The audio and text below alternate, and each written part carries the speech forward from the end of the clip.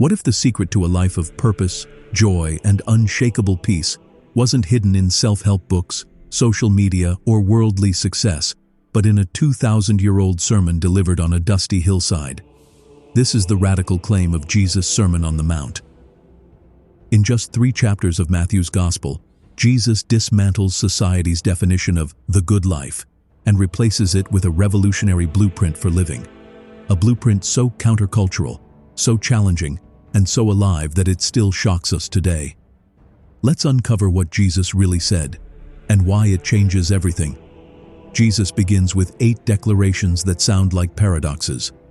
Blessed are the poor in spirit, those who mourn, the meek. In a world obsessed with confidence, happiness, and power, these words feel upside down. But Jesus isn't handing out platitudes. He's announcing a new kingdom. A kingdom where weakness becomes strength, sorrow leads to joy, and humility unlocks true greatness. This is the heart of the Beatitudes. God's favor rests not on those who have it all together, but on those who know they don't. It's an invitation to drop the act, admit our need, and let God rewrite our story. Next, Jesus issues a bold challenge. You are the salt of the earth, the light of the world. Salt in Jesus' day preserved food and added flavor. It was essential. Light pushed back darkness and guided travelers. But here's the catch. Salt can't hide in the shaker. Light can't stay under a basket. Jesus is calling us to live audaciously different lives. Not to shout opinions on social media, but to quietly love our neighbors, forgive our enemies, and live with integrity. Because when we do, people taste God's goodness. When we don't, Jesus warns we become tasteless salt, useless and forgotten. But Jesus doesn't stop there. He takes the ancient law and cracks it open, exposing its true depth.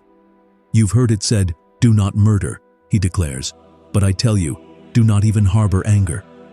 Murder starts in the heart. Adultery begins with a glance. Jesus isn't adding rules. He's revealing that God cares about why we obey, not just what we do. It's not enough to avoid sin. We must pursue holiness. And here's the kicker. Be perfect, as your heavenly Father is perfect. Impossible? Yes, on our own. But this is the point. We need His grace to live this way. In Matthew 6, Jesus tackles hypocrisy head-on. When you pray, don't be like the show-offs, He says. Go into your room, close the door, and talk to your Father. Prayer isn't a performance, it's a relationship. Then, Jesus models the Lord's Prayer. Simple, raw, and God-centered. No theatrics, just honesty. He also confronts our obsession with money and worry. You can't serve both God and wealth, He warns. Look at the birds. They don't stress, yet God feeds them. Jesus isn't condemning hard work. He's exposing the lie that we're in control. True peace comes when we trade anxiety for trust. Jesus ends with a warning and a promise. First, the warning. Do not judge, or you too will be judged. Not a ban on discernment, but a call to humility. Before criticizing others, remove the plank from your own eye. Then, the golden rule. Treat others as you want to be treated. Simple? Yes. Easy? No. Finally, the ultimate test. 2 builders. One builds on sand. Easy, popular, disastrous. The other digs deep to build on rock. Hard, unpopular, unshakable. The storm comes for both. Which foundation will you choose? Jesus' words aren't a nice suggestion. They're the difference between a life that crumbles and one that stands.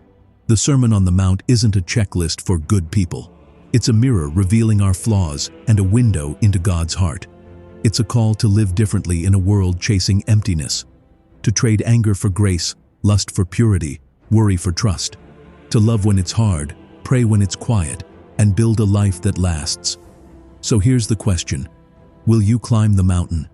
Will you let these words shake you, shape you, and send you into the world as salt, light, and living proof of God's upside-down kingdom? The invitation is open. The choice is yours.